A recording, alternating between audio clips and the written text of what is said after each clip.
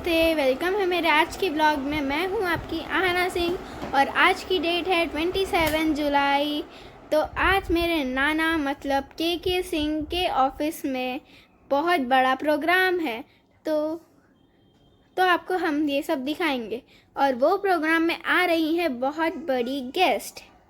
तो आपको अगर ये सब देखना है तो मेरे साथ जुड़े रहें, मज़ा आएगा। तो हम आ चुके हैं दुर्गापुर कॉलोनी शक्ति नगर में इंटक ऑफिस। तो आप देख सकते हैं कितने सारे बैनर लगे हैं। तो चलिए हम अंदर चलते हैं और देखते हैं। तो आप देख सकते हैं कितनी बारिश हो रही है और फिर भी तैयारी बहुत ज़बरदस्त हुई है। तो मैंने आपको स्टार्टिंग में बताया था ना कि कोई बहुत बड़ी गेस्ट आने वाली है, तो मैं आपको बता देती हूँ अब वो गेस्ट कौन आने वाली है। वो गेस्ट हैं श्रीमती प्रतिभा ताई धानोरकर, जिनका आज हमारे ऑफिस में सत्कार समारोह है।